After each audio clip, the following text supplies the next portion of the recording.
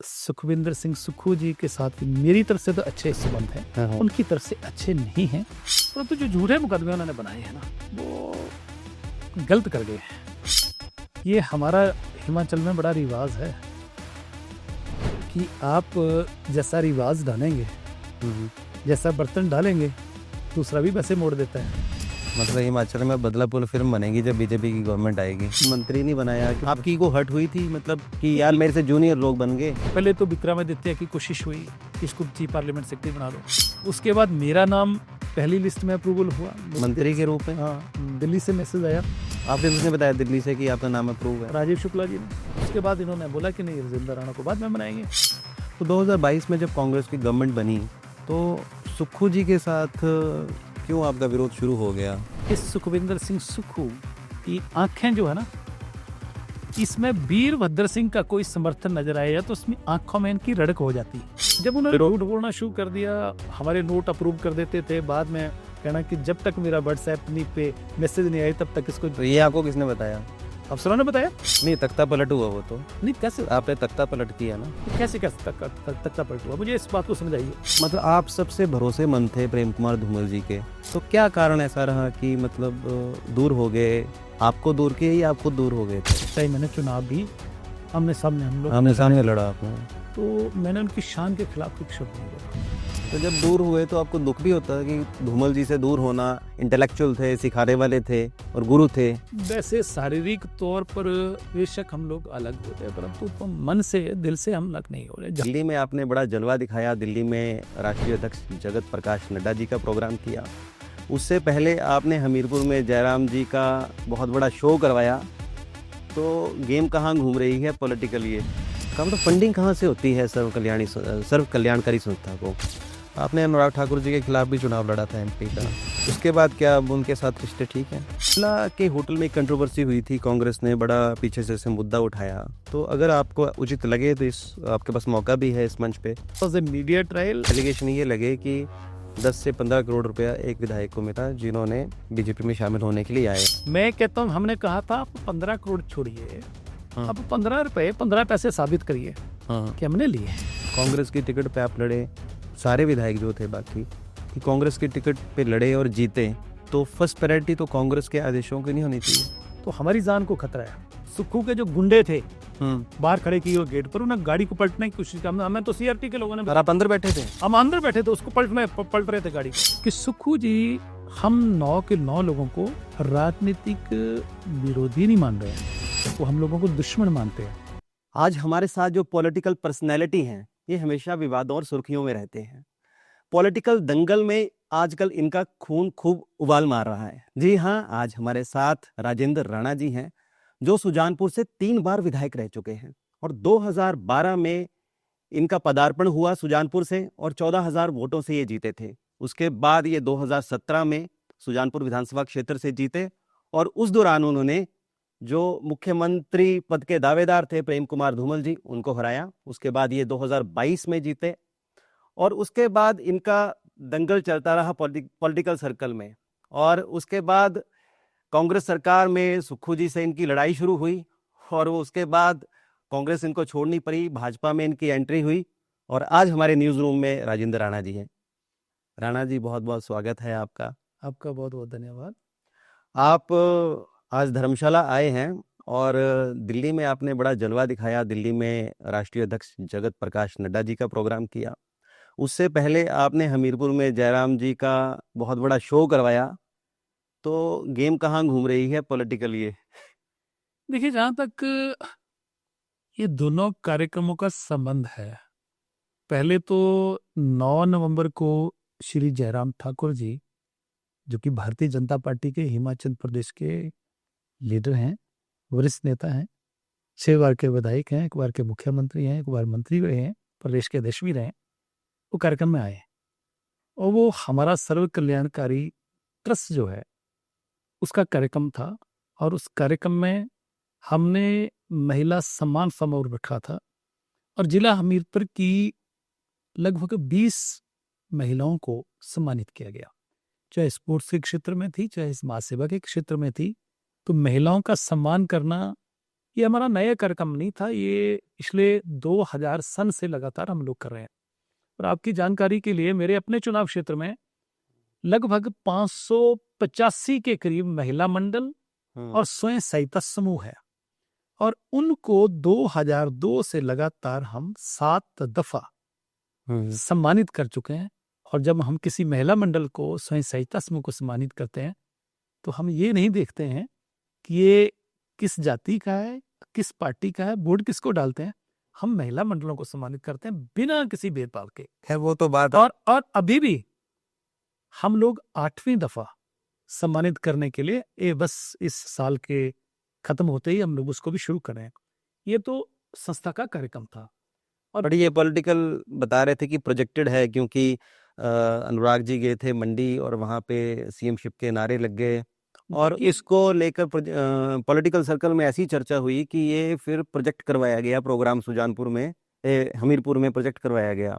मैं आपकी बात के साथ सहमत हूँ कि ये तो लोगों का काम है कहना और चर्चा करने वालों का काम है चर्चा करना, परंतु सर्व कल्याणकारी संस्था जो है, या तो पहली दफा 9 नवंबर को कार्यक्रम करती, फिर तो बात समझ लोगों को आती कि नहीं ये प्रोग्राम प्रोजेक्ट किया गया या बनाया गया। पर ये तो सैकड़ों कार्यक्रम पहले हो चुके हैं, लगातार कड़ी दर कड़ी कार्यक्रम हुए हैं। उस कड़ी में भी कार्यक्रम हुआ। और जहां तक आपने नारे लगाने वाली बात कही, ठीक है, अब किसके नारे लगे, परंतु हमीरपुर में कोई नारा नहीं लगा, जय श्री राम के नारे लगे। बाकी हम लोग कोई कांग्रेस के या दूसरी पार्टी के नेताओं थोड़ी बुला रहे हैं, हमने तो अपनी पार्टी के लोग, प्रदेश जिले के भी सारे लोग आए थे, जिनको बुलाया था आए थे, कुछ लोग नहीं आ पाए। क्षणक के नीति में तो माहिर है। दूसरा आपका प्रश्न था कि हमारे राष्ट्रीय अध्यक्ष जगत प्रकाश नड्डा जी का बड़ा जबरदस्त शो किया आपने दिल्ली में। श्री जगत प्रकाश, ये अपनी तरह का, मेरे ख्याल से किसी, अभी आप एमएलए भी नहीं हो और दिल्ली में इतना बड़ा प्रोग्राम कराना। देखिए, दिल्ली एक शहर है, अपनी कंस्टिट्यूंसी में तो लोग इकट्ठे हो जाते हैं। मैं वही कह रहा हूँ, वहां भी दिल्ली में भी बहुत लोग हैं जो हमारे साथ जुड़े हैं, और हिमाचल प्रदेश के लोग जुड़े हैं, कुछ बाहर के स्टेटों के लोग भी जुड़े हैं। और ये ऐसा कार्यक्रम था, इसका राजनीति से कोई लेना देना नहीं है, इसका टोटल पर मैसेज पॉलिटिकल गया जबरदस्त हिमाचल में। तो पॉलिटिकल आदमी आएंगे और पॉलिटिकल आदमी उसमें शामिल होंगे, तो पॉलिटिकल मैसेज जाना भी चाहिए, क्यों नहीं जाएगा। इसलिए तो लग रहा है कि कहीं ये मैसेज है क्या पॉलिटिकल, पहले जयराम जी फिर नड्डा जी, मतलब आप जताना क्या चाहते हैं ये, मतलब मैं उसी कड़ी के आगे आ रहा हूँ, आपका प्रश्न का पूरा जवाब नहीं दे पाया मैं भी। और ये जो कार्यक्रम था, इस कार्यक्रम में पीजीआई के 5 डॉक्टर सम्मानित हुए, 32 सेक्टर मेडिकल कॉलेज कम हॉस्पिटल के डायरेक्टर प्रिंसिपल सम्मानित हुए, और डॉक्टर राज बहादुर जी, जो कि हिमाचल प्रदेश के लोग उनको अपनी शान समझते हैं, जिन्होंने स्पाइन और ऑर्थो में एक जबरदस्त नाम कमाया, उस कार्यक्रम में लाइफ टाइम अचीवमेंट उनको अवार्ड मिला। और इसके अलावा ऐसी एनजीओस, ऐसी फाउंडेशंस उस कार्यक्रम में सम्मानित हुई हैं, जिन्होंने समाज की बेहतरी के लिए, गरीब तबके के लिए काम किया है। तो मुझे नहीं लगता कि किसी को इस पे कोई भी टिप्पणी करने की कुछ जरूरत है, क्योंकि अगर कोई आदमी अच्छा काम कर रहा है, पीजीआई के डॉक्टरों को सम्मानित करके उनको और अच्छा काम करने के लिए प्रेरित किया गया, वो और ज्यादा सेवा करे।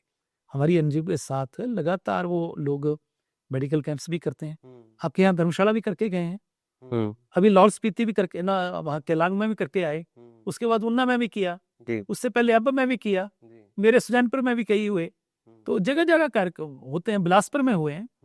तो पीजीआई की टीमें जाती हैं, तो उन डॉक्टरों को भी सम्मानित किया गया, और इसके अलावा समाज सेवा करने वाले लोगों को भी सम्मानित किया। मुझे लगता है कि समाज में जो लोग अच्छा काम करते हैं, उन लोगों को इस तरीके के अवार्ड देंगे, इस तरीके से सम्मानित करेंगे, तो मुझे लग रहा है कि समाज में बेहतरीन एक अच्छा संदेश भी जाता है, और लोगों को प्रेरणा मिलती है कि हम लोग भी ऐसा काम करें।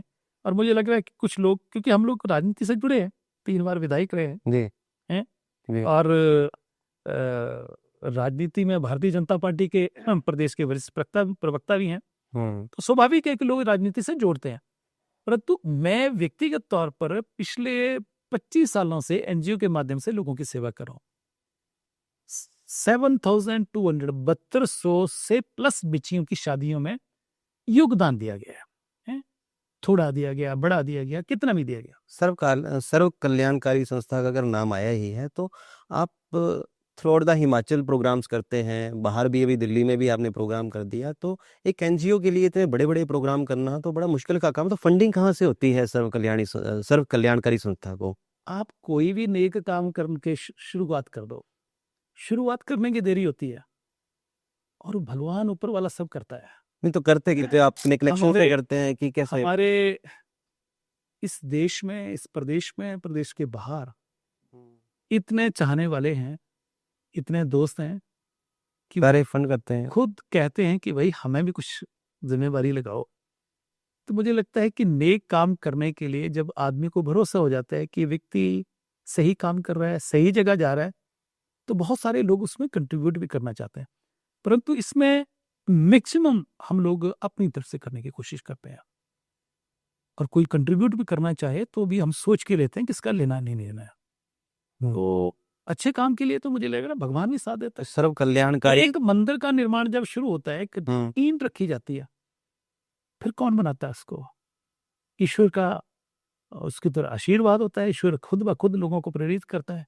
इसलिए अच्छा काम कोई भी शुरू कर ले, मुझे लगता है कि उसके लिए कोई कमी नहीं है, धन की कोई कमी नहीं आती है। पर इसी एनजीओ के जरिए आप महिलाओं के मसीहा बन चुके हैं सुजानपुर में। तो जैसे मध्य प्रदेश में शिवराज सिंह चौहान जी को मामा जी बोला जाता है, महिलाओं का मसीहा बोला जाता है, महिलाओं के बहुत वोट मिलते हैं, वैसे ही सुजानपुर में आप महिलाओं के मसीहा हैं। एक तरह से आपको जिताते ही महिलाएं हैं सबसे ज्यादा। जब भी विधायक रहा, कोई भी महिला मंडल आ गया, महिलाओं का कोई भी टोली आ गई, मैंने उठ के सबसे पहले उनको पूछा कि मैं क्या बहन जी आप बताओ ये आपका क्या काम है? उनके काम प्रायोरिटी देखिए, कोई महिला मंडल भवन बनाना चाहता है, कोई कुछ भी करना चाहता है, मैं बाकी काम रोको, इनको प्रायोरिटी देनी है। देखिए महिलाएं जो होती है ना, महिलाओं को देवी का रूप है। यत्र यत्र नारी सिद्धू की यदे रम्यते तत्र तत्र देवता, इस शास्त्रों में लिखा। पुरुष भी तो देवता होते हैं, उन पे विश्वास नहीं है कि आपको? देखिए ऐसा है कि हम लोग तो सब पे विश्वास करते हैं, पर जो महिलाएं होती है ना, वो जिसके साथ है वो ईमानदारी के साथ होती हैं। हम तो सबका करते हैं, पुरुष भी होते हैं। अब पीजीआई में कोई लोग जा रहे हैं, अगर किसी को हमारी सहयोग की जरूरत पड़ती है तो डूबते को तिनके का सहारा के रूप में भी हम लोग क्योंकि 2012 का जब आपका इलेक्शन था और इंडिपेंडेंट था, सामने दोनों महिलाएं थी और महिलाओं को वोट नहीं दी, ये महिलाओं ने आपको वोट दे दी। देखिए लोगों ने 2012 में तो 14,166 वोटों से जिताया था। 44,000 समथिंग तो वोट पड़े थे, तो लगभग 14,166 सही एग्जैक्ट आंकड़ा था। तो इंडिपेंडेंट व्यक्ति को 14,000 प्लस वोटों से जिताना उस बड़ी बात है। तो हम लोग तो लोगों के कर्जदार हैं, तो इसलिए हम सेवा करते हैं। और जी, तो आपको लगता है कि जो सुजानपुर विधानसभा क्षेत्र में जो आपने महिला मंडल बनाए, महिलाओं का सम्मान किया, तो उसकी वजह से ही आपको ज्यादा फायदा मिला अपने चुनाव क्षेत्र में? देखिए लोग कई तरह का आंकलन करते हैं राजनीति में। पहली तो बात है कि 2012 में मैंने जो चुनाव लड़ा, मुझे चुनाव लड़ाया गया, वहां के पूर्व सैनिक इकट्ठे हो गए हैं, और पूर्व सैनिकों ने कहा कि आपको चुनाव लड़ना पड़ेगा, नहीं तो हम आपका सिविल कोर्ट परस्यू कर देंगे, आपको बाईकाट कर देंगे। और ये लाइन उन्होंने फौजी लैंग्वेज में बोली कि राणा जी आप आगे बढ़ो, कवरिंग फायर हम देंगे। ईगो भी थी आपको कहीं, क्योंकि प्रेम कुमार धूमल जी से आपके संबंध थोड़ा खराब ही हुए तब, और उसके बाद कोई ईगो के चक्कर में भी लड़ा गया? राजनीति आईना भी दिखाना चाह रहे थे आप थोड़ा? नहीं, राजनीति में ईगो की कोई जगह नहीं है। जो लोग ईगो रखते हैं उनका समाज में कोई स्थान नहीं है। जहां तक प्रेम कुमार धूमल जी का सवाल है, वो बड़े वरिष्ठ नेता है जी, उन्होंने प्रदेश के लोगों की सेवा करी है, और मैंने अपने जीवन में उनकी शान के खिलाफ, चाहे मैंने चुनाव भी आमने सामने लड़ा आपने, तो मैंने उनकी शान के खिलाफ कोई शब्द नहीं बोला। उम्र में बड़े हैं, आपके गुरु, हमने उनसे सीखा है। आपके गुरु पहले वही हैं? बिल्कुल, हमने उनसे सीखा भी है, और इसलिए हमारे तो बुजुर्गों ने कहा है कि जो उम्र में बड़ा है उसका सम्मान करना चाहिए, उनके चरण स्पर्श करना चाहिए। मैंने तो जिस दिन वो चुनाव हमीरपुर से सुजानपुर लड़ने के लिए आ गए, जब नॉमिनेशन हुआ तो मेरा पहले नॉमिनेशन हुआ, बाहर निकला तो धूमल जी नॉमिनेशन करने लिए जा रहे थे। मैंने सब लोगों को हटा के, मीडिया के लोग वहाँ खड़े थे, हटा के पहले उनके चरण स्पर्श करिए, फिर उनसे चरण स्पर्श करते उनका आशीर्वाद लिया। जी। ये हमारे बुजुर्गों ने हमें संस्कार दिए हैं, हिमाचल के तो संस्कार। वो मतलब आप सबसे भरोसेमंद थे प्रेम कुमार धूमल जी के, जब 2007 में भी वो मुख्यमंत्री बने, तो क्या कारण ऐसा रहा कि मतलब दूर हो गए उन्होंने? आपको दूर किया या आप खुद दूर हो गए थे? देखिए, ना कोई दूर होता है ना कोई दूर करता है, कई बार भाग्य की बातें होती है, कई बार नेचुरल सर्कमस्टांसेस बनते हैं। अदरवाइज कोई दूर किसी को ना करता है ना कोई होता है। जब हाँ बड़े एक गूढ़ा रिश्ता होता है वहां पर आदमी दूर नहीं होता है। पर कई बार ग्रहों की चाल ऐसी चली जाती है, कुछ समाज में लोग ऐसे भी होते हैं कि जो ग्रह चला भी देते हैं तो उनकी वजह से कई बार ऐसी चीजें संभावित हो जाती हैं। तो जब दूर हुए तो आपको दुख भी होता है कि धूमल जी से दूर होना? इंटेलेक्चुअल थे, सिखाने वाले थे और गुरु थे। वैसे शारीरिक तौर पर बेशक हम लोग अलग हुए, परंतु मन से, दिल से हम अलग नहीं हो रहे। जहां भी मिलते थे धूमल जी उसके बाद ही तो उनका हम चरण स्पर्श करके ही आशीर्वाद दिया। हम्म। आप अपने विधानसभा क्षेत्र में बड़ा चर्चित हैं कि पीजीआई जाना है तो राजेंद्र राणा जी को फ़ोन करना है और वहाँ बिल्कुल ठीक से इलाज हो जाएगा। और अगर बाकी विधानसभा क्षेत्रों की बात करें हिमाचल के, पीजीआई जाना तो पहले सोचे जाता है जाना है कि नहीं जाना है। जाना है तो लाइन इतनी लंबी होगी कि 2-2 दिन आपको नीचे सोना पड़ेगा फर्श पे। देखिए, ये आपने कैसे किया? पीजीआई में इतना वेल कनेक्टेड कैसे रहे हो गए आप? देखिए, पीजीआई का जो काम है, मैं तो उस परमपिता परमेश्वर का धन्यवादी हूँ, शुक्रगुजार हूँ कि हम लोग कड़ी बन रहे हैं कई जगह। सब लोगों को तो नहीं कर सकते, पर किसी को महीने में 10 लोगों का भी करेंगे। बहुत होते हैं 10। मैं मिनिमम कह रहा हूँ, बेचारे एक बंदे का काम नहीं होता पीजीआई में, बड़ा टफ है। 2-4 लोग रोज के हम लोग करते हैं। अच्छा। ऐसी एवरेज है। तो हमारे तो जेब से सारा खर्चा वगैरह करते हैं? क्योंकि मैंने सुना है कि आप तो रूम वगैरह भी प्रोवाइड करवा देते हो। फिर एक बंदा आपने लगाया वहाँ पे, उसको सैलरी पे रखा है, वो व्यक्ति पेशेंट को लेके जाएगा, उसका काम कराएगा। 2 चीजें समझने की, पीजीआई के ऊपर प्रेशर बहुत है। जी। पंजाब का, हरियाणा का, हिमाचल का, जेड के पेशेंट पीजीआई आते हैं। और मैं आपको बता दूं कि पीजीआई इतना बड़ा इंस्टीट्यूशन है, इतना बड़ा हॉस्पिटल है कि मेरे ख्याल हिंदुस्तान में बड़े कम हॉस्पिटल होंगे इतने जितना बड़ा हॉस्पिटल ये है। बहुत बड़ा है और सबसे पुराना हॉस्पिटल है। तो वहां पर लाखों की तादाद में पेशेंट है। वहां पर तो किसी का कार्ड भी बन जाए और डॉक्टर के पास समय पर उसको हो जाए तो भी लोग उसको में एहसान मानते हैं।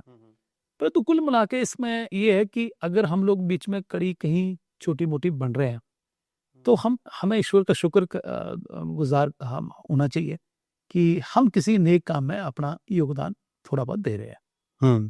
तो अभी एनजीओ जो है उसके अध्यक्ष अभिषेक राणा मेरे सुनता है, वो देखते हैं और बाखूबी कर रहे हैं। वो जहां तक मदद की बात है तो कोई पेशेंट ऐसा ही हो कि दो बेचारा नहीं करा सकता है, उसको ऐसी स्थिति आ जाती है तो हम डॉक्टरों से भी रिक्वेस्ट करते हैं भी इसका कुछ करो, कुछ हम लोग भी कर देते हैं।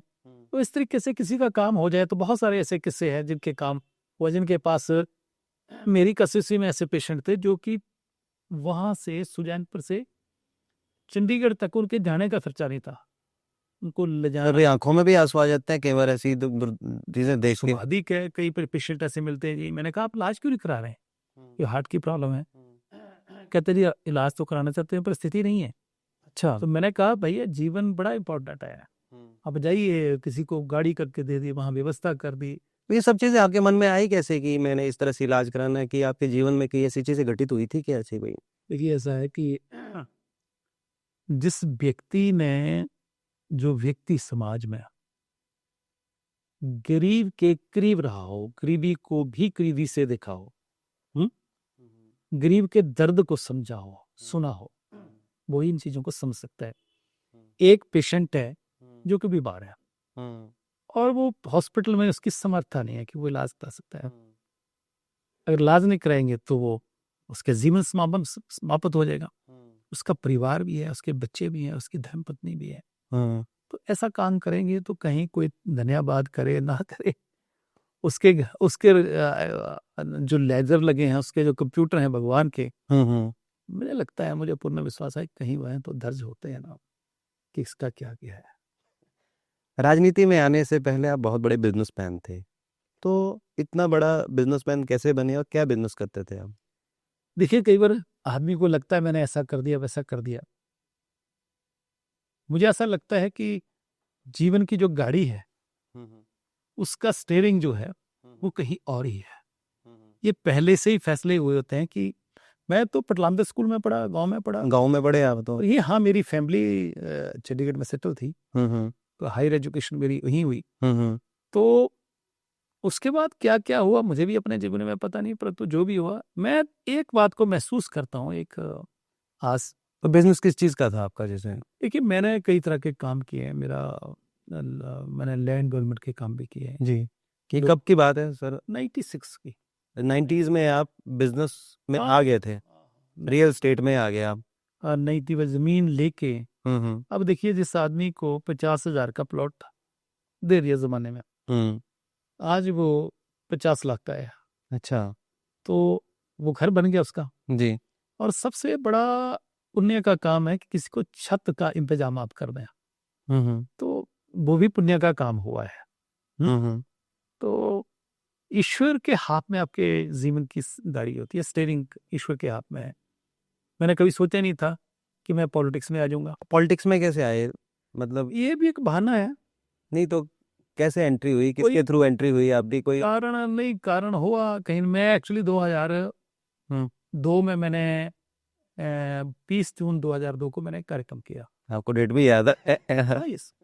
और उसमें जो उससे पहले जो कारगिल युद्ध हुआ था उसमें जो शहीद हुए इस सर्व कल्याणकारी संस्था का प्रोग्राम किया आपने 2002 में? ठीक है। 2002 में। और उसमें धूमल जी उसमें मुख्यमंत्री थे, उन्होंने कार्यक्रम की अध्यक्षता करी थी। ओके। और पंजाब केसरी के जो संपादक हैं, जी चीफ एडिटर जो है, जी जी जी जी, आदरणीय श्री विजय चोपड़ा जी, विजय चोपड़ा जी, हाँ जी। उस कार्यक्रम में चीफ गेस्ट थे। अच्छा। तो उसमें क्योंकि उनको इसलिए बुलाया था कि वो भी बड़े लंबे समय से सिख परिवारों को मदद करते थे। तो उसमें जो हमीरपुर जिला के जितने कारगिल में शहीद हुए थे उनके परिवारों को सम्मानित किया गया। जी। तो वहां कोई ऐसी प्रेरणा मिली, कई लोगों ने उसके बाद धीरे धीरे हम लोगों ने सेवा शुरू करी, तो लोगों ने कहा कि आपकी राजनीति में भी जरूरत है। एक बात समझने की जरूरत है, राजनीति कोई एक ऐसा पेशा नहीं है कि आप वहां पर एक अपने आप को शो ऑफ करेगा। राजनीति तो एक कड़ी है कि आप लोगों की ज्यादा सेवा कर सकते हैं। तो पैसा भी तो बहुत चाहिए ना सर राजनीति? मैं अपनी तरफ से आपकी मदद कर सकता हूँ, मान लो 10,000 रुपये कर सकता हूँ। अब राजनीति में मैं हूँगा तो मैं आपकी शायद ज्यादा मदद कर सकूं। तो उसमें विजय चोपड़ा जी ने कहा था मुझे कि आपको पॉलिटिक्स में आना चाहिए। अच्छा। पहले उन्होंने मना किया कि नहीं नहीं आपको नहीं आना चाहिए, या उन्होंने बड़ा अच्छे शब्दों में समझाया कि राजनीति अच्छी गल नहीं है, अच्छी चीज नहीं है। कहते इस तरह जी कितने पसंद लगे। तो 5 मिनट बाद उन्होंने फिर किया, कहते you must come in politics. अच्छा। मैं कह रही तो अभी तो आप बोल रहे थे कि आपको नहीं आना चाहिए। कहते राजनीति बहुत पोल्यूटेड हो गई है, इस पोल्यूशन को साफ करने के लिए कुछ राजनीति में अच्छे लोगों की जरूरत है, ताकि इसको पोल्यूशन को, राजनीति में गंदगी फैल रही है इसको साफ ही करने वाले चाहिए, अच्छे लोगों की भी जरूरत है। तो ऐसी प्रेरणा मिली और आगे बढ़ते गए। लोगों ने कहा चुनाव लड़ना, हमने चुनाव लड़ा, और चुनाव लड़ा तो हमने सुजानपुर की बेहतरी के लिए जो कर सकते थे वो अपनी समर्था से ज्यादा किया। 2002 में जब आपने प्रोग्राम किया उसके बाद फिर आप धूमल जी से अटैच हो गए? एक्चुअली हम तो वो कैसे अटैच हुए धूमल जी से, मतलब? देखिए धूमल जी के साथ ऐसे अटैच हुए। विश्वास कैसे जीता आपने उनका? नहीं देखिए, आप पता होता है आदमी को, मैं राजनीति हूँ, मैं अगर मैं इस पोजीशन पे हूँ तो मैं किसी को साथ जोड़ूंगा तो पहले उसकी बैकग्राउंड पूछूंगा ना, ऐसे थोड़ी जोड़ लूंगा किसी को। आज मेरे साथ कोई आदमी चलेगा तो पहले मैं उसकी बैकग्राउंड चेक करूंगा, उसका काम काज चेक करूंगा। ये ऐसा कोई काम तो नहीं करता भाई। तो हमारी तो शुरू से ही एक सोशल प्रवृत्ति रही है, आज भी वही है। आदमी सारा जीवन, nature is a god gifted, परमात्मा ने दिया हुआ वरदान है। आप इसको बदलने की कोशिश करेंगे तो आप नेचर नहीं परमात्मा के साथ धोखा कर रहे हैं। अब मैं आपके साथ मुस्कुरा के बात कर रहा हूँ, मेरे स्वभाव में है ना, मैं बहुत ज्यादा सीरियस हो जाऊंगा इसका मतलब कि नेचर के साथ मैं अनजस्टिस कर रहा हूँ, परमात्मा के साथ धोखा कर रहा हूँ। इसलिए कुछ चीजें, जीवन जो है ईश्वर का दिया हुआ है, और जीवन में कुछ चीजें जो है वो गॉड गिफ्टेड होती है। तो अभी आप जैसे राजनीति कर रहे हैं, जी, तो बिजनेस भी है साथ में, भी कर रहे हैं कि नहीं कर रहे हैं? देखिए कारोबार नहीं करेंगे तो परिवार को कैसे चलाएंगे? छोटे मोटे कारोबार हैं, चलते रहते हैं। क्योंकि खर्चा तो बहुत रहता है पॉलिटिक्स में, पॉलिटिक्स क्योंकि जैसे महीने का मुझे लगता है कि 10-20 लाख रुपए तो लोगों पे आप लगा देते हो। नहीं, चलो जितना भी लगाते हैं, हम ये तो नहीं कह सकते कि कितना लगाते हैं, बट हमारी तरफ से कोशिश रहती है कि लोगों की मदद की जाए। तो और मदद करते समय कभी हम लोगों ने चश्मा नहीं लगाया है कि भाई आपकी जाति क्या है, आपका धर्म क्या है, आपका मजहब क्या है, या फिर आपकी राजनीतिक पार्टी कौन सी है। ये अगर ये चश्मा लगा के हम लोग मदद करेंगे तो हम मदद नहीं कर रहे हैं, फिर हम राजनीति कर रहे हैं। मुझे नहीं लगता कि ऐसी शिकायत कभी मेरे चुनाव क्षेत्र में, जो मुझे गालियां में निकालते हैं, अगर कहीं उनको जरूरत पड़ जाए तो रिजवान आपके साथ खड़ा है। तो 2022 में जब कांग्रेस की गवर्नमेंट बनी, तो सुक्खू जी के साथ क्यों आपका विरोध शुरू हो गया? देखिए सुक्खू जी, क्या बोलूं मैं, कि बड़ा झूठ बोलते हैं, सिरे का झूठ। हम्म हिंदुस्तान के सबसे, वो तो कहते हैं कि मैं सबसे ईमानदार आदमी हूँ, सबसे सच्चा आदमी हूँ। देखिए अभी तो परतें खुलेगी। हिमाचल प्रदेश क्योंकि की, अल्टो कार उन्होंने भी पुरानी रखी हुई है अपने पास, अपने 50 लाख की एफडी तुड़वा के दान कर दी। देखिए वो एफडी तोड़वाई है कि किसी ने दिए हैं, वो तो अगर दिए हैं उन्होंने तो हम उनकी तारीफ भी करेंगे कि आपने किसी अच्छे काम के लिए योगदान दिया है। परंतु साथ में जिन लोगों ने जो विश्वास करके 2023 में जो डिजास्टर इतना बड़ा हिमाचल प्रदेश में हुआ, और बहुत सारे लोगों ने मुख्यमंत्री राहत को उसमें पैसा दिया। अगर मैं पैसा दूंगा तो मैं ये पैसा सोच के दूंगा कि ये पैसा जरूरतमंद व्यक्ति के पास जाए, जो लोग प्रभावित है उनको उनको मिले, बशर्ते कि उनको मिले। उनको कितना मिला? सुक्खू जी ने तो अपने चुनाव क्षेत्र के कार्यकर्ता जो थे उनमें पैसा बांट दिया, हर तीसरे आदमी को, किसी को 50,000, किसी को 75,000। वो तो ऑब्वियस सी बात है, एमएलए जहाँ का होगा आदमी तो अपनी जनता को तो पहले ज्यादा खुश करेगा ना। नहीं, देखिए मैं यहाँ पर I would like to correct you.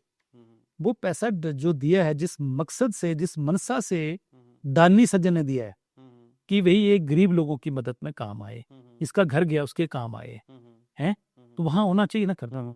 आप अपने वर्करों में बांट देंगे तो बेईमानी है। और बेईमानी का बड़ा उदाहरण में इनका जो पीए है, क्या नाम है उसका?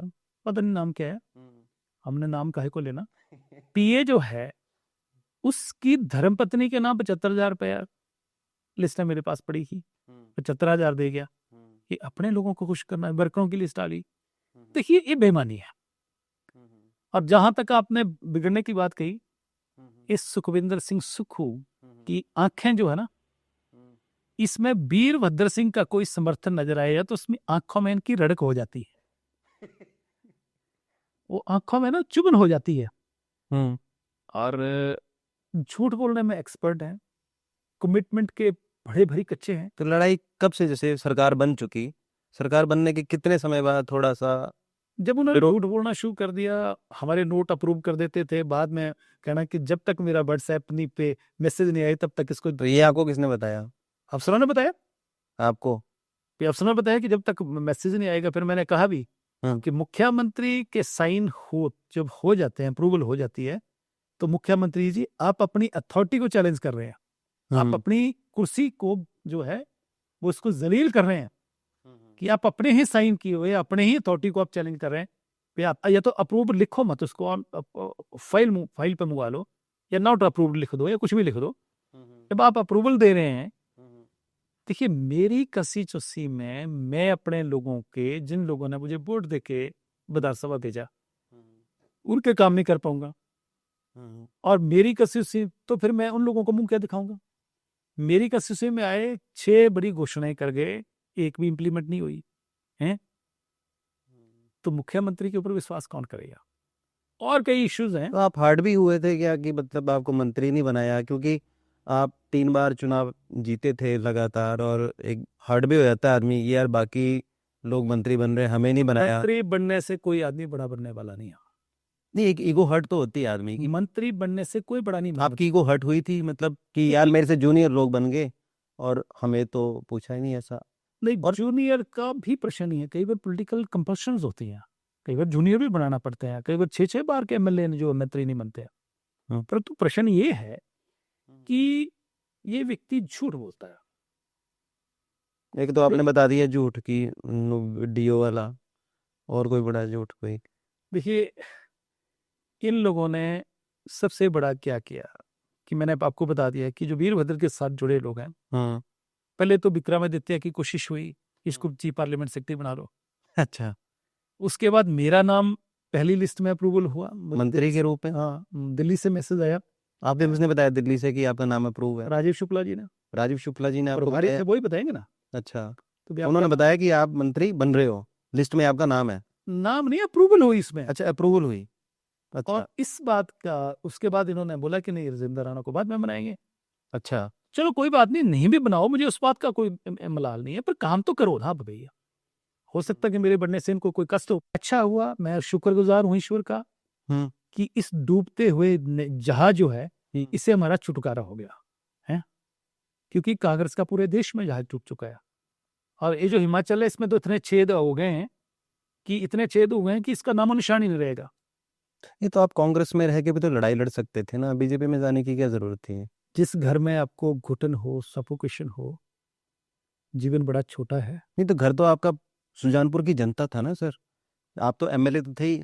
आप अगर नहीं भी घर से का बात कर, सीएम से नहीं भी बात करते तो कोई बात नहीं थी। नहीं, तो लोगों ने जिन्होंने जिस उम्मीद के साथ मुझे चुना था कि वे सरकार बनी है, सरकार में काम होंगे, काम ही नहीं होने थे। आपके आगे सब अप्रूवल और पीछे से मना। तो ऐसे कैसे होता है? जिस घर में घुटन होना शुरू हो जाए तो आदमी को खुली हवा में जीना चाहिए। और ये जो हिमाचल प्रदेश का बेड़ा गर्क हो रहा है, ये उस वक्त भी हम अपनी आंखों से देख रहे थे, पर कुछ बाहर की दुनिया को नहीं पता था कि अंदर क्या चल रहा है।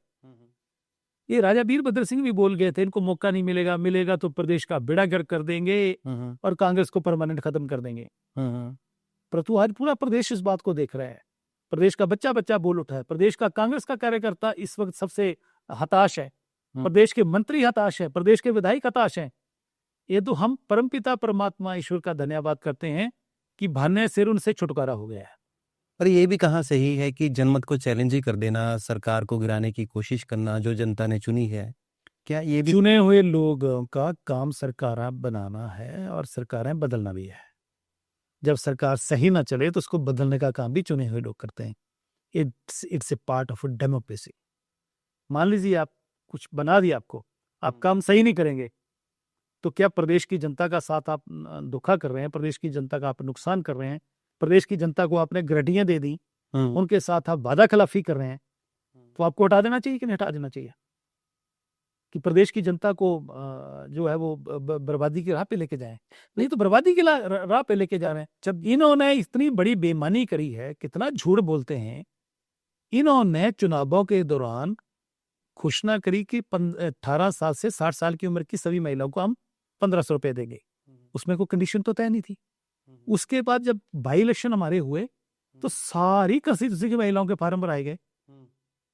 जून का महीना, महिलाएं पसीना छूट रहा है, कभी तहसील में चक्कर, कभी वेलफेयर के दफ्तर में चक्कर, ये कमी रहेगी दोबारा जाओ। उन महिलाओं के साथ कैसा धोखा किया इन्होंने? बाद में किसको पूछा? देरा में कितनी बड़ी बेईमानी करी। 66 महिला मंडलों को 50-50 हजार कांगड़ा बैंक से। अब अफसर जो है बेचारे टांग रहे हैं, अफसर क्या जो बैंक को चलाने वाले हैं, और उस बैंक के मिनिस्टर भी मुख्यमंत्री खुद हैं। मिनिस्टर बैंक के, कांगड़ा बैंक के, अपनी धर्मपत्नी को जिताने के लिए टेलीफोनिकली आदेश करते हैं कि भाई ठीक है, आप 50-50 हजार रुपए इनको डाल दीजिए। ये ब्राइब नहीं है, चोरी नहीं है, ये डकैती नहीं है। उसके बाद 980 महिलाओं को 4500 रुपया उनके खाते में डाला गया।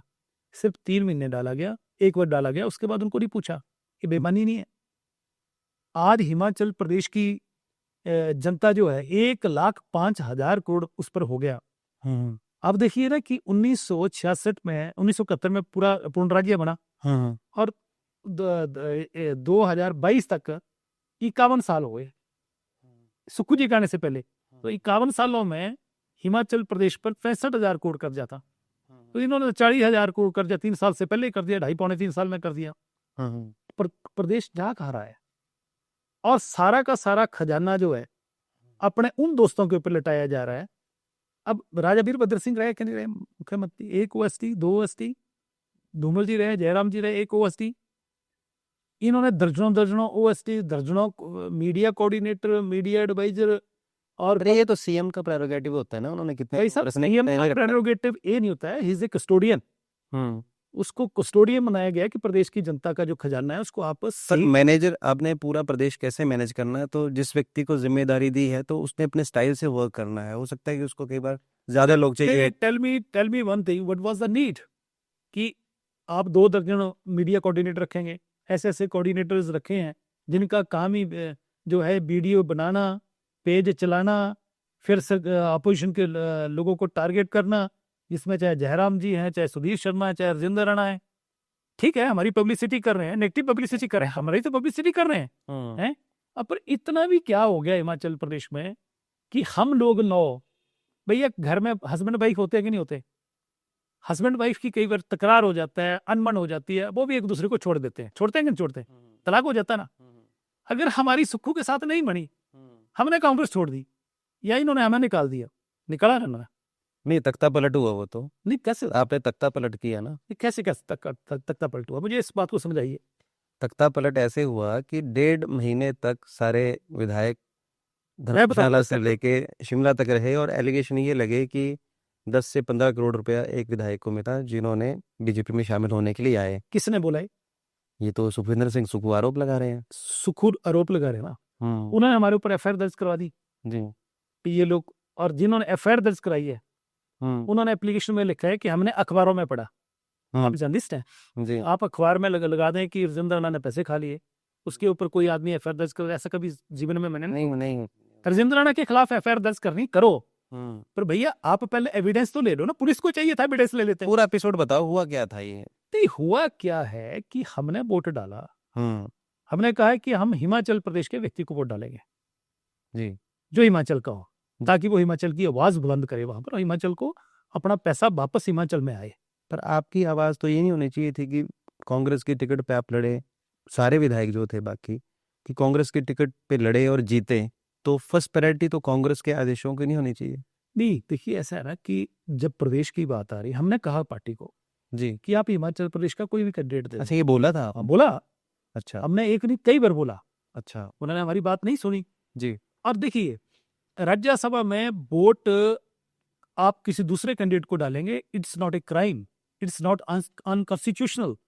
आप अपना वोट किसी को भी, अपना जो एजेंट पार्टी का बैठा उसको दिखा के डाला, हमने डाला जी, हमने हर्ष महाजन को डाला जी, और दिखा के डाला, हमने चोरी नहीं करी, दिखा के डाला।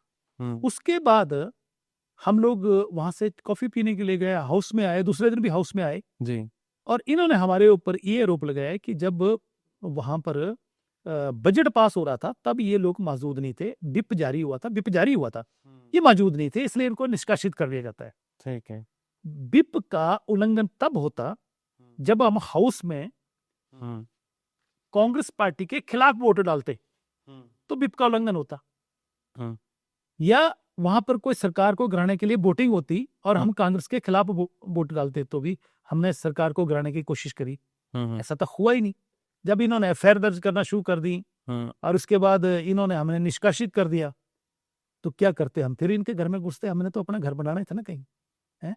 रही ये पैसों के जो आरोप लगाते हैं, मैं कहता हूं हमने कहा था आप 15 करोड़ छोड़िए, अब 15 पैसे साबित करिए कि हमने लिए हैं, आपकी सरकार है, आपने सारी एजेंसियों का इस्तेमाल करके देख लिया है, करें। अब तो मैटर कहने का मतलब है कि आप सरकार से जाना नहीं चाहते थे लेकिन बाध्यता हुई ऐसे कि एफआईआर वगैरह हुई, इन्होंने निकाल दिया। जाना नहीं चाहते थे आप पार्टी में रह के? ऐसा कोई ये नहीं था, हम लोग सिर्फ वोट डाला था कि हम हिमाचल प्रदेश के आदमी को वोट डालेंगे और क्या डाला कि हम सुक्खू जी से बात हुई थी कि भाई हमने सबको कन्वे किया, लास्ट मोमेंट तक पहले कन्वे कर दिया था आपने कि भाई हम वोट नहीं डालेंगे, हम मतलब हिमाचल के बंदे को वोट डालेंगे। हाँ। और दूसरा ऐसा है कि मैं आपके ऊपर आरोप लगा रहा हूँ भाई आरोप लगाओ, बड़े शौक से लगाओ, पर साथ में सबूत भी दे दो भैया। हैं, ऐसा थोड़ी होता है कि आप किसी को बोलते हैं भाई, मैं बोलता हूँ कि आप चोर है तो चोर किसी के कहने से चोर हो जाएगा। हरजिंदा राणा ने अपना सारा जीवन, अपनी सारी प्रॉपर्टियां बेच बेच के लोगों की सेवा में लगा दी है ना। तो ऐसा किसी के कहने से भी चोर हो जाएगा तो कोई भी चोर बन जाएगा। खैर, ये मैटर सब जुडिस है, समय बताएगा कि कौन चोर है। हमने तो कुछ से पूछा कि क्या अपनी धर्मपत्नी को जिताने के लिए जो अपने 50-50 हजार डाले, क्या चोरी नहीं है? आपने फागू के पास अपनी जमीन को करोड़ों रुपए के डंगे लगा लिए सरकार के खजाने से, क्या चोरी नहीं है? हैं? ऐसे हिमाचल प्रदेश में कितने ऐसे लोग हैं जिन्होंने आईपीएच विभाग को जमीनें जो है वो दान में दी हुई हैं। कोई पंप हाउसेस बनने हैं, कोई टैंक बनने हैं। भाई सुखू जी, आपने तो अपने परिवार के लिए थोड़ी सी जमीन गई तो आपने 18 लाख रुपए मुआवजा ले लिया। हिमाचल प्रदेश के सारे ब्यास नदी के किनारे जो क्रशर थे लगे वो सब बंद कर दिए 2023 में। एक अपने मित्र जो हैं ज्ञानू जी, उनका अपने क्रशर चला के रखा ताकि वो प्रदेश के और इलाके के लोगों को लूट सके। उसके बाद वो कैसे मामला, कितना करोड़ों रुपए का जो है वो स्कैम जो आया सामने, सुखू जी अपनी गाड़ी में बैठा के ले जा रहे हैं और दरवाजा खुद खोल रहे हैं जैसे कोई गवर्नर साहब होते हैं वैसे। तो सारी की सारी प्रदेश चीजें देख रही। तो प्रोटेक्ट किसने किया था? क्योंकि जब आप कॉफी पीने गए और कॉफी पीने के बाद ऐसी एफआईआर वगैरह आपने सुनी और उसके बाद फिर आप 1-1.5 महीना बाहर रहे, होटल्स में रहे, तो वो बीजेपी के हाईकमान से किसके आदेश थे कि आपको प्रोटेक्ट किया जाएगा? देखिए, ऐसा है कि जिनके लिए आपने वोट डाल दिया, हमने कहा कि हमने आपके लिए वोट डाला तो हमारी जान को खतरा है। अच्छा, आपने किसको बोला ये? नहीं, ये बोला किसको? जैसे देखिए, ग्रुप में हमने मैसेज करवे किया ना कि ऐसी स्थिति। उसको जा रहा था, अमित शाह जी को जा रहा था या मोदी जी को जा रहा था या नड्डा जी को जा रहा था? वैसे भी जब ऐसी स्थिति आती है तो सरकारें फ्यू मोटो लेती है जी कि भाई इन लोगों को कहीं हार्म ना किया जाए जी। और जिस दिन हम सेकंड डे विधानसभा में 28 तारीख को गए, 28 तारीख को जब गए तो हमारी गाड़ी को गेट से पलटने की कोशिश में, और सुधीर जी की गाड़ी में थे।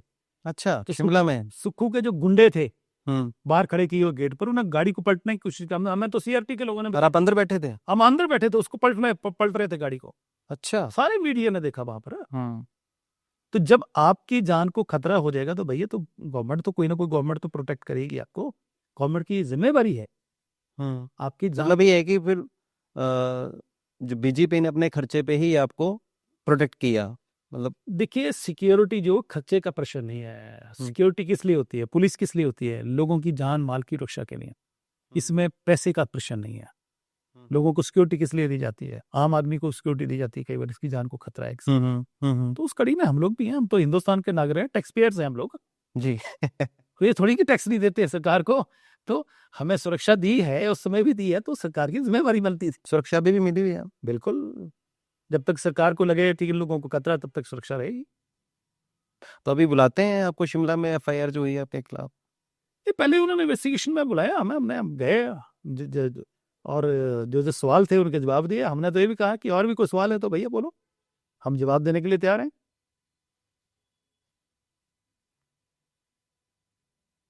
जो पूछेंगे देंगे।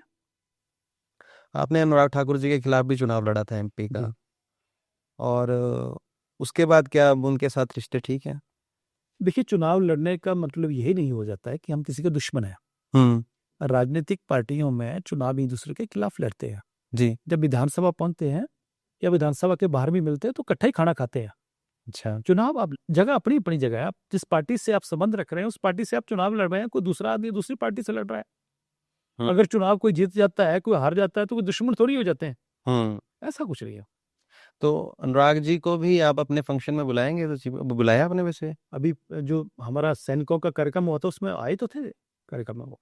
अच्छा, उनको मतलब बुलाते रहते हैं? अरे मेंबर पार्लियामेंट है, क्यों नहीं होगा? आए अब बुलाते हैं उनको, जहां जहां जरूरत होती है बुलाते हैं, क्यों नहीं बुलाएगा? कोई ज्यादा सपोर्ट आप पे यही लगता है कि आप ज्यादातर जयराम जी को ज्यादा सपोर्ट करते हैं? देखिए, स्टेट के लीडर हैं, जहां जहां मेंबर पार्लियामेंट की जरूरत होगी उनको भी बुलाएंगे और बुलाते भी पहले भी बुलाते हैं। उसमें क्या, वो बीजेपी के लीडर हैं, उनको नहीं बुलाएंगे तो किसको बुलाएंगे?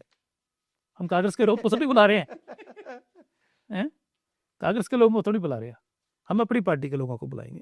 तो उसके बाद सुक्खू जी से भी आपकी कोई भी बात हुई जब से ये मतलब? ना हुई है ना कोई संभावना है। कोई संभावना नहीं है। अभी कोई संभावना नहीं है, क्योंकि सुक्खू जी हम 9 के 9 लोगों को राजनीतिक विरोधी नहीं मान रहे हैं, वो हम लोगों को दुश्मन मानते हैं। हमारे कई साथियों के खिलाफ उन्होंने उनके कारोबार बंद कर दिए, उनके परिवारों के ऊपर एफआईआर दर्ज कर दी। आशीष शर्मा की जो ठेकेदारी करते थे उनके ब्रदर करते, उनकी रजिस्ट्रेशन रद्द कर दी। भाई के ऊपर, उनके चाचा के ऊपर कई तरह की एफआईआर दर्ज कर दी। और जगह जगह सुनने को मिलता है कि कोई भी झूठे मुकदमे नुक्कड़ बनाओ, जैसे मर्जी बनाओ, भैया जो बीजोगे वे काटोगे, जैसा रिश्ता डालोगे वैसा निभाएंगे। ठीक है ना। ये कोई सरकारें तो सदा रहनी नहीं है, सरकारें तो बदलेंगी। और हिमाचल प्रदेश में तो कांग्रेस पार्टी तो दूरबीन लगा के ढूंढना पड़ेगी, है कहाँ। बड़ी बधाई देता हूँ मैं कांग्रेस पार्टी को कि 1 साल के बाद उनका अध्यक्ष तो बन गया। शिमला के होटल में एक कंट्रोवर्सी हुई थी, कांग्रेस ने बड़ा पीछे से इसे मुद्दा उठाया। तो इस पे अगर आप, क्योंकि आपका इसमें कभी खुले तौर पर आपने कभी इस पे बात नहीं की, तो अगर आपको उचित लगे तो आपके पास मौका भी है इस मंच पे। अगर आप, कौन सी कंट्रोवर्सी? शिमला में एक होटल में कोई कंट्रोवर्सी, जैसे ये आरोप लगाते हैं कांग्रेस वाले, जब से ही आप गए थे, जब कांग्रेस बीजेपी में गए तो इन्होंने कई बार सोशल मीडिया में मुद्दा उछाला, तो इसमें अगर आप कोई बात करना चाहें इसका। जब तक मैं 12 साल कांग्रेस में रहा तब तो कांग्रेस के उन मित्रों को बहुत अच्छा लगता था। तब तो मेरे में दोष नहीं था। अगर आज बीजेपी में चला गया तो दोषी हो गया। और जिस घटना की आप घटना जी जी, उस घटना में ना किसी ने कोई कंप्लेंट करी थी, ना कोई एफआईआर दर्ज हुई थी। दैट वाज एब्सोल्युटली कंट्रोवर्सी जी, that was created that was manipulated story, and that was a media trial, totally media trial that was a media trial. After that SIT का गठन हुआ और हिमाचल प्रदेश के उस समय के डीजीपी मिनास होते थे जी, सारी इन्वेस्टिगेशन करने के बाद जो कंट्रोवर्सी खड़ी करी थी, तथाकथित कंट्रोवर्सी थी, जी जी, उन्होंने प्रेस कॉन्फ्रेंस में कहा था कि there was nothing, so Rajendra Rana was given clean chit, nothing was found wrong. तो ये तो तथाकथित बातें हैं। आपके खिलाफ कोई एफआईआर दर्ज करे, कोई कंप्लेनेंट हो, सरकार कंप्लेनेंट हो, कोई व्यक्ति कंप्लेनेंट हो, there was nothing, it was just a manipulated controversy. जब भी ऐसी कंट्रोवर्सीज, जब आरोप लगते हैं, साजिशें होती हैं किसी नेता के खिलाफ, जब वो उभर रहा होता है, मतलब मेहनत कर रहा होता है, आगे बढ़ रहा होता है, तो वो जो वक्त होता है, तो क्या किस लेवल का स्ट्रेसफुल रहता है ये? आदमी को ताकतवर करता है। आदमी के ऊपर जब जब कई लोग तो नहीं झेल पाते स्ट्रेस। नहीं, मैं कह रहा हूँ कि आदमी के जब मुसीबत आती है, आदमी के ऊपर जब ऐसी चीजें घटित होती हैं, वो आदमी और ताकतवर बन के निकलता है, वो उसका सिस्टम बड़ा स्ट्रांग हो जाता है। तो 2009-10 की जो घटना, 9 की घटना है, उसके बाद 2012 में राजेंद्र राणा ने चुनाव लड़ा, तो सर्टिफिकेट जयपुर की जनता ने इंडिपेंडेंट ही 14,000 वोटों से ज्यादा वोटों से जिता के दिया था। That was A certificate in democracy. तो उस कंट्रोवर्सी में आप थोड़ा स्ट्रेस में भी आए?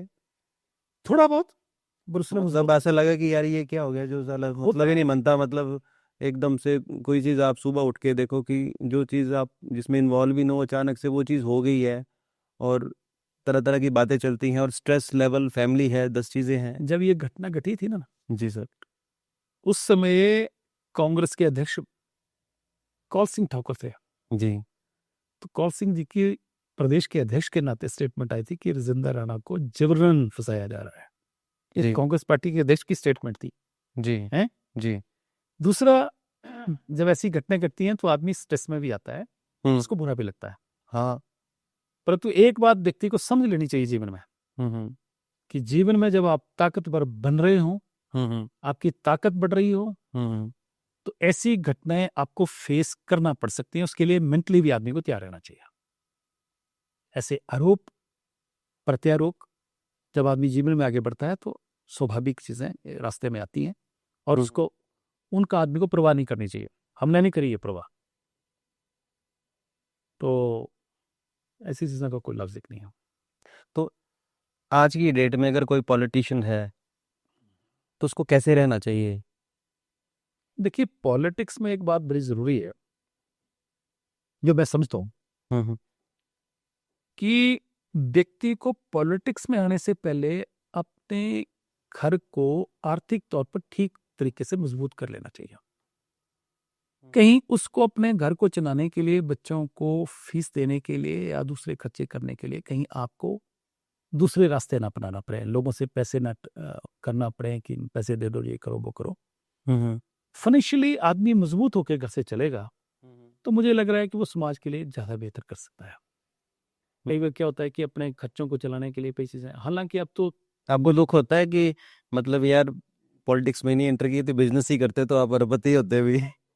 नहीं, देखिए, अरबपति तो जरूर होते हैं, हम्म कई कई अरबपति होते हैं, मेरे चेले कई अरबपति बन गए, पर वो अच्छा। अरबपति बनते हैं ना, हम्म आप लोगों के दिलों में अपना स्थान नहीं बना सकते थे।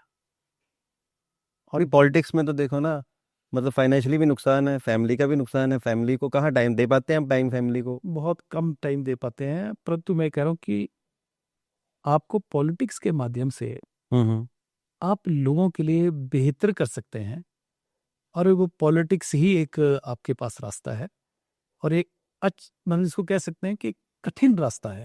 तो आपको सेक्रीफाइस क्या क्या करना पड़ा पॉलिटिक्स के लिए? बहुत कुछ सेक्रीफाइस करना पड़ता है, ये अपनी नींद कोई दो तीन चीज ऐसी सेक्रीफाइस की हो जो आपको कभी कभी का, रात को सोए सोए लगता हो यार? परिवार को समय नहीं है, और कई तरह की कठिनाइयों का सामना करना पड़ता है। कई बार कोई आदमी कुछ कह देता है तो उसकी परेशानी होती है, यार इसने मुझे क्यों बोल दिया। तो एक इतना आसान नहीं है रास्ता, परंतु फिर भी आसान नहीं है।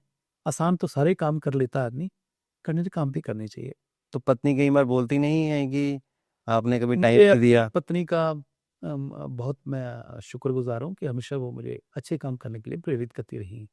बच्चों ने भी कभी बोला कि समय नहीं मिला? बिल्कुल, में कई बार शिकायत रहती थी कि समय नहीं देते आप, परंतु बच्चे अब समझते हैं तो अच्छे काम करने हैं। और मुझे इस बात की प्रसन्नता है कि आगे जो सोच मैं लेके चला था उसको हमारे बेटा अभिषेक भी उसको बड़ी बाखूबी और बड़ी मेहनत के साथ आगे बढ़ा रहा है। हमें इस बात का गर्व भी है, फक्र भी है, और ईश्वर का शुक्रगुजार भी है। तो हेल्थ का भी आपको कोई लॉस हुआ इसमें कभी पॉलिटिक्स में? देखिए, आपकी हेल्थ जो है वो स्वाभाविक हेल्थ पे असर रहता है, हम्म। परंतु आदमी की बॉडी, जैसे आप काम करते हैं, बॉडी उस तरीके से एडजस्ट हो जाती है। अब मैं कितने बजे उठ जाते हैं आप तो सुबह? 6 बजे, वर्किंग 11 बजे 11 बजे? सो जाते हैं रात को। तो सुबह फिर वर्किंग कब से स्टार्ट कर देते हो अपना, जो सब लोगों से मिलना जुलना? मेरा 8:30-9 बजे के बीच में शुरू कर देता हूँ, और रात को कितने बजे तक? 9-10 बजे तक। अच्छा, मतलब रात सुबह 8-9 से लेके रात को 9-10 तक लगातार लगे रहना? हाँ, लगभग 12 घंटे तो कोई छुट्टी नहीं, कोई कुछ नहीं? है ना, कुछ छुट्टी का पता नहीं होता कौन सी छुट्टी आई है कब तो आई। जो आप अपना बिजनेस करते हुए तो उसमें भी तो लॉस नहीं रहता, क्योंकि आप ज्यादातर टाइम तो लोगों के लिए देते हो, उसमें तो कुछ आना नहीं है? बीच में समय निकालना पड़ता है। समय तो आपको एडजस्ट करना है। जब 12 घंटे, 8 की बजाय 12 घंटे काम करेंगे तो 4 घंटे एक्स्ट्रा कर रहे हैं, तो उसमें से आपको छुट्टी मिल जाती है। कभी दिल नहीं करता रेस्ट करो थोड़ा? नहीं, देखिए, शेड्यूल है वो, आप जैसे अपना रिस्क करेंगे वैसे शेड्यूल आप बन जाते हैं। मैं कुछ पॉलिटिशियंस के नाम लूंगा और आपने एक लाइन में उनकी एक खासियत बतानी है। जयराम ठाकुर जी। जयराम ठाकुर जी बहुत ही एक शरीफ इंसान है, नेक दिल इंसान है, और बहुत अच्छा व्यक्तित्व है। गरीब के दर्द को समझते हैं, हिमाचल प्रदेश के लोगों की नब्ज को समझते हैं, और भले इंसान है। अनुराग ठाकुर जी। अनुराग ठाकुर का नाम बड़ा है, काफी मेहनत उन्होंने करी है, खासियत उनकी? और इस समय पूरे देश में लोगों को जानते हैं। स्पेशलिटी क्या है, मैं ये पूछना चाहता हूँ कि देखिए, उसमें खासियत तो हर व्यक्ति में होती है, तभी इस मुकाम पर पहुंचता है आप। प्रेम कुमार धूमल जी। प्रेम कुमार धूमल जी जिसमें मुख्यमंत्री थे, और बड़ी मेहनत उन्होंने करी है, बहुत मेहनत उन्होंने करी है, और अपने समय में उन्होंने काम भी अच्छे करे हैं। मुकेश अग्निहोत्री जी। मुकेश अग्निहोत्री भी 5 दफा एमएलए बन गए, डिप्टी चीफ मिनिस्टर की पोजीशन तक पहुंचे हैं, तो स्वाभाविक मेहनत करी है तभी। हालांकि डिजर्व वो ज्यादा करते थे इस बार, पर रह गए, वो अलग बात है। सुखविंदर सिंह सुक्खू जी की कोई खासियत? सुखविंदर सिंह सुक्खू में ऐसा नहीं है कि मेरी सुखविंदर सिंह सुक्खू से बनती नहीं है कि मेरा, वो ठीक है, उनका स्वभाव हो सकता है। हाँ सुक्खू ने भी बड़े लंबे टाइम तक मेहनत करी है, पर ये कि अभी भी ना वो सरकार को ना वो उस तरीके से नहीं चला रहे हैं जिस तरीके से सरकार चलनी चाहिए। ये जो एनएसयूआई की इन्होंने पॉलिटिक्स करी है, ये सरकार उसी तरीके से चलाई जा रही है। मुझे लग रहा है कि मैच्योरिटी लेवल कम है और तंग दिल हैं, छोटा सोच रखते हैं। और एक खासियत इनमें बड़ी है कि अपने सब जो मित्र थे ना, उन सब को उन्होंने जिसको कहते हैं खुश कर दिया है। चाहे प्रदेश का जितना मर्जी नुकसान हो जाए, पर मित्रों को उन्होंने खुश कर दिया है कि मित्रों खुश रहो तुम। तो 2027 की तैयारी कैसे कर रहे हो अभी? पर एक बात मैं सुक्खू जी के बारे में जरूर कहना चाहूंगा, ठीक है उन्होंने भी लंबी लड़ाई लड़ी है, पर हिमाचल प्रदेश में राजा वीरभद्र सिंह का कोई जवाब नहीं। वो राजा वीरभद्र सिंह जिस लेवल की पॉलिटिक्स कर गए, उसका आज तक हिमाचल प्रदेश में कोई नहीं है। ना मुझे लगा, आप तो बहुत उनके खास रहे हो वीरभद्र जी के। नहीं खास रहे हैं, मेरा आज भी उनके प्रति बहुत विकार है। वो गरीब के दर्द को बड़ा, कोई ऐसा किस्सा है उनका जो आपको कभी भूलता ही नहीं है, जो आपके साथ घटित हुआ हो? देखिए एक नहीं अनेकों किस्से हैं, फिर तो आपका 1 घंटा उसी में लग जाएगा। नहीं, कोई एक तो खास किस्सा होता है ना जो। मैं बोलूंगा कि वीरभद्र सिंह जी दूरदर्शी व्यक्ति थे और हिमाचल प्रदेश के लोगों से बड़ा प्यार करते थे, सबके काम करते थे और प्रदेश को उन्होंने विकास की राह पर लेके गए हैं। तो एक बात जो उनका 62 साल का राजनीतिक तजर्बा रहा, 62 साल वो लगातार जीतते रहे चुनाव, कभी नहीं हारे। एक बार 2 जगह से लड़े थे, 1 जगह से हारे थे, तो उसको हारा नहीं मानेंगे। उन्होंने ये जो बात कही थी कि हिमाचल प्रदेश में, उस समय वो मुख्यमंत्री थे और सुक्खू जी प्रदेश के अध्यक्ष थे, कि हिमाचल प्रदेश में सबसे बड़ा ब्लैकमेलर कोई है तो सुखविंदर सिंह सुक्खू है। अब ये उन्होंने बात क्यों बोली होगी, इसका जवाब तो सुक्खू जी दे सकते हैं या फिर राजा वीरभद्र जी है नहीं इस दुनिया में। और उन्होंने कहा कि इस व्यक्ति को अभी मौका नहीं मिलेगा, अगर मौका मिल जाएगा तो ये कांग्रेस पार्टी को भी खत्म कर देंगे और हिमाचल को भी खत्म कर देगी। तो उनका सोच जो था, कहीं ना कहीं आज हिमाचल प्रदेश की जनता उसको बड़ी गहनता से उस पर मंथन कर रही है, विचार कर रही है कि ऐसी बात बोली थी तो आज प्रदेश के हालात क्या है। ये मैं जरूर कहना चाहूंगा। कांग्रेस और बीजेपी के अधिकतर नेताओं के साथ आपके बड़े मधुर संबंध हैं और कांग्रेस पार्टी में भी आपने लंबा समय काम किया, सारे आपके नोन हैं। तो अभी कोई जो युवा नेता है कांग्रेस में, आपको लगता है किस युवा नेता का जो फ्यूचर जबरदस्त है, जो सीएम की कुर्सी तक पहुंच सकता है कांग्रेस में? देखिए मुझे तो ऐसा लगता है कि कांग्रेस नाम शब्द हिमाचल प्रदेश से मिटने वाला है और उसको मिटाने वाले आखिरी बोर्ड जो है वो सुखविंदर सिंह सुक्खू का लिखा गया है। उसके बाद उन्होंने खुद ही बोला कि मेरे बाद कोई हिमाचल प्रदेश में कांग्रेस का जो बोर्ड होगा उस पर कोई किसी मुख्यमंत्री का नाम ना लिखा जाए। मैं इससे ज्यादा कुछ नहीं कहना चाहता हूँ, क्योंकि सुक्खू में हिमाचल प्रदेश कांग्रेस का काफी सारा नुकसान कर दिया, उसकी भरपाई 25 साल तक होने वाली नहीं लग रही मुझे। राजेंद्र राणा जी, आपने इस पॉडकास्ट में बड़ी सार्थक चर्चा की और हर प्रश्न का जवाब आपने बड़ी सहजता से दिया। कुछ प्रश्न बहुत तीखे भी थे, कुछ मीठे भी थे, पर आपने सभी प्रश्नों का जवाब बड़ी सहजता से दिया और मुस्कुरा के दिया। सबसे बड़ी बात मैं ये जो भी बोलता हूँ दिल खोल के बोलता हूँ। कांग्रेस पार्टी के सभी विधायक हैं, सभी नेताओं के साथ मेरे बहुत मधुर संबंध हैं जी। और सुखविंदर सिंह सुक्खू जी के साथ भी मेरी तरफ से तो अच्छे हैं, हाँ, उनकी तरफ से अच्छे नहीं हैं। हाँ, और जो सोचते हैं, वो चीजें जो बोलते हैं वो हमारे तक पहुंच जाती हैं। जी। इसलिए उन्होंने मधुरता वाला शब्द खत्म कर दिया है और हम तो चाहते हैं कि वो और ताकतवर हों। परंतु उन्होंने एक काम जो किया, उन्होंने निष्कासित किए, वो पॉलिटिकल स्ट्रेटजी हो सकती है, करें वो, कोई बात नहीं। उनको लगता था कि उनकी सरकार को कोई खतरा हो सकता है, उनको डर के मारे कर गए, ऐसा होने वाला नहीं था पर कर गए वो, पर हो गया जो हो गया। परंतु जो झूठे मुकदमे उन्होंने बनाए हैं ना, वो गलत कर गए हैं। और जब आदमी गलत करता है तो कोई समय आएगा तो फिर पछतावा भी करता है। ये हमारा हिमाचल में बड़ा रिवाज है कि आप जैसा रिवाज डालेंगे, जैसा बर्तन डालेंगे, दूसरा भी वैसे मोड़ देता है। मतलब हिमाचल में बदलापुर फिल्म बनेगी जब बीजेपी की गवर्नमेंट आएगी। मैंने कुछ नहीं बोला, मैंने तो कहा कि रिवाज है, जैसा बर्तन डालोगे वैसा बर्तन मुड़ेगा। परंतु 5 साल जयराम ठाकुर जी मुख्यमंत्री रहे, उन्होंने एक भी व्यक्ति के ऊपर, कांग्रेस के व्यक्ति के ऊपर मुकदमा नहीं दर्ज किया।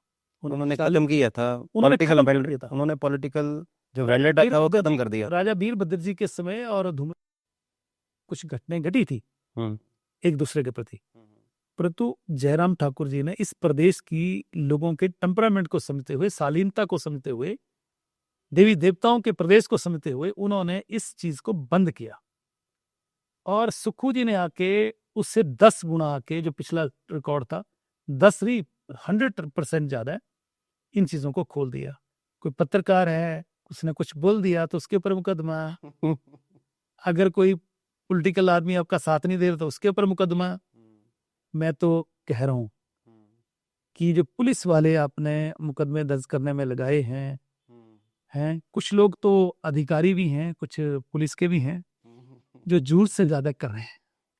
शायद वो भूल गए हैं कि प्रदेश में सरकार है, प्रदेश में सरकार बड़ी जल्दी बदलेगी, हैं? जब बदलेगी तो ऐसा अच्छा काम करने वाले जो पुलिस के लोग हैं उनका बिल्कुल विशेष ध्यान रखा जाएगा, है? क्योंकि कानून को अपने हाथ में लेने का, संविधान को अपने हाथ में लेने का, उसकी उल्लंघना करने का अधिकार हमारा संविधान नहीं देता है। फिर करोगे तो भाई फिर उस बात के नतीजे भी कुछ और हो सकते हैं।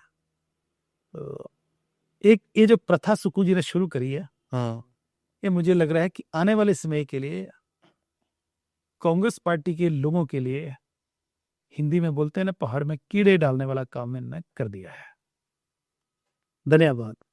इस पॉडकास्ट का हिस्सा बनने के लिए बहुत बहुत धन्यवाद। Thank you.